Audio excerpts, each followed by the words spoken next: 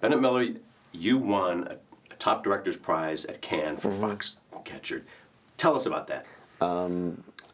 It's fun. It's sweet. It's nice. You know, that's a prize that's determined by peers, which it just feels good. It's a nice encouragement, and Cannes itself is some kind of a mecca for us filmmakers. It's, you know, one area where, you know, the films and the filmmakers are especially, you know, appreciated.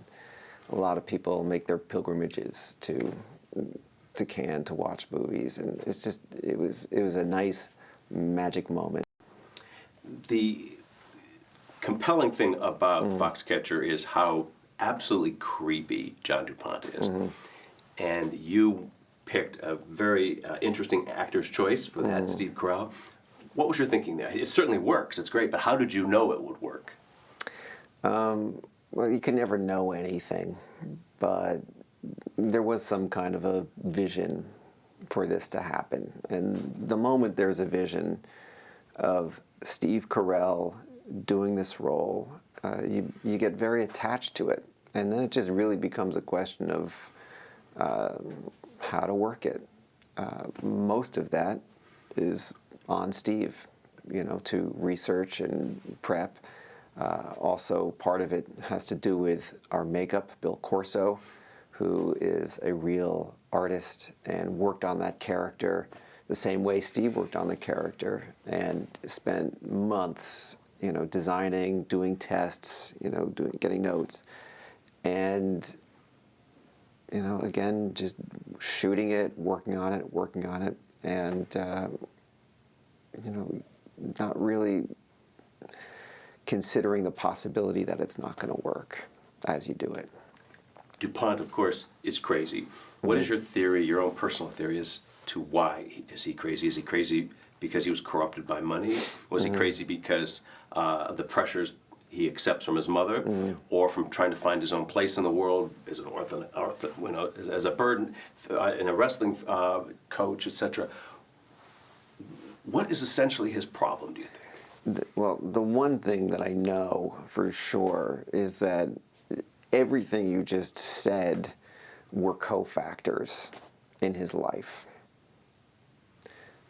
But the movie does not conclude that, oh, it was this, it was that, it was the other thing, in part because I don't feel like I have got the authority to make that kind of conclusion, but also because it just that would be a little bit too easy, and the film resists that temptation to just put a label on somebody, but instead forces you to look at them and forces you to contemplate all of those things that you just said. And that's sort of, that tension is how the film is built.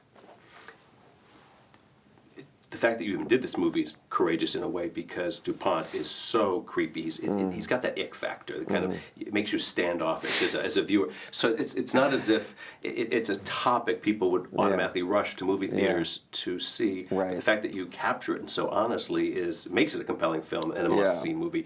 But why did you even take the risk to tell this story? Because it's not an inspiring, heroic, gotta-see story in a way.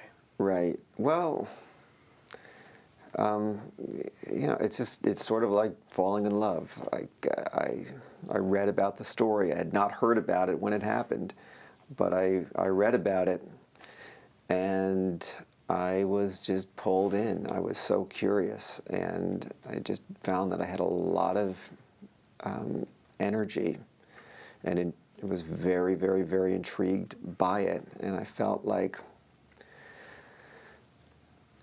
even though this is a true story and something that I can investigate, it also has like a larger allegorical power for me. It just felt like a relevant story and something that I wanted to get to something, you know, beneath all of the spectacular, sensational aspects of it. I just wanted to know who these people were and what really was going on. And it wasn't a calculation at all about the potential popularity. Do you have any one or more favorite scenes of Steve's performance itself? For example, I have one. Okay. When he's in the wrestling room and his mother shows up, of course, to inspect on, and how he handles that visually is just a wonderful kind of voyeuristic experience for us. Do you have some favorite moments like that? That's one of my favorite ones as well. Yeah, shooting that felt very electric. It felt very alive because we cast Vanessa Redgrave as his mother. And now you have Steve Carell acting in front of Vanessa Redgrave, who has no lines in this particular scene. She's just sitting in her wheelchair watching him. And the dynamic that was at work in the room to have Vanessa Redgrave and all that she means to us and what she means to Steve, and him having to literally perform in front of her is also what the scene is about. You know, there was that coincidence, and it was one of the scenes that just fell into place. It just fell into place. I mean, what would be another great example of a really good Steve moment in this film? A good Steve moment? Well, there's a scene soon after his mother dies when he enters the gym and Dave Schultz, Mark Ruffalo, attempts to console him. He tells him he's sorry about his mother, and he just brushes it off and says, "Oh, no, no, no, no, no, no, no, no. All I care about is winning a gold medal." And it's chilling because you see that this guy is in pain, he's unraveling, but he's in control, and nobody is there to help him. And that's a dangerous situation. And everybody in the room is aware of it, and yet nobody can or does do anything about it. It gets neglected, and then he just starts jogging around the room, and it's really uncomfortable. And there's nothing in that scene that is spoken that would give you an indication to what's happening. It's all like beneath the surface in the performances.